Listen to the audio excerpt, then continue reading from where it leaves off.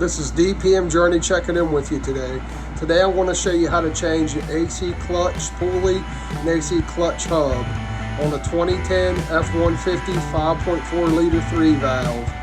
Need an impact wrench with an 8mm socket. Just want to take it down in there. Let me see if I can even do this. Take it up through here, maneuver it. Get it on there. Get it on there and then you loosen it. Pretty self-explanatory. Take the screw out. But there's a screw. Grab a hold of it. Pull it off. There you go. I think I lost the washer in there. Yeah, there's a little wash thing in there, a little space, but I heard it hit the ground. The old AC clutch hub. Look at it. See how it's falling apart? Well, it wasn't working. And what I thought was the washer that goes inside here was this. A little spacer in there, easy way to get it out. Just turn it upside down and hit it, and it comes out right there. You gotta make sure you put it in the new one. Motorcraft AC clutch hub, the number is YB-3111.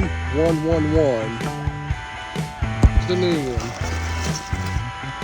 That's supposed to look. See, I'll show both of them in a second. There's both of them. See how nice that one is? It's going to hit against the little gripper thing for the clutch to spin. Drop the new one in there. Get it to sit right. There you go.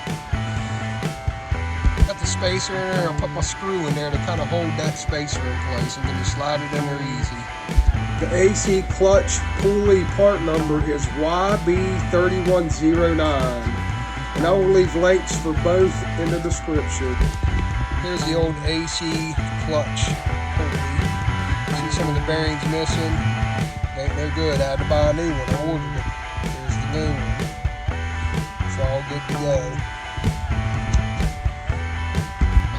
Hey guys, my camera went dead. When you pull the AC clutch pulley off, you got a snap ring on there. You got to get a pair of snap ring pliers and pull that snap ring off and take the clutch pulley off. You can tap it off easy, and you have to be careful, but that's how you get that off. Here it is with the new one slipped on.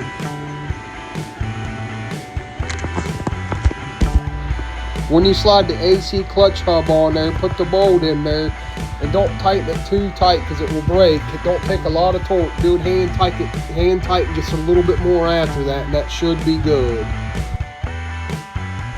So those are the steps to change your AC clutch pulley and your AC clutch hub.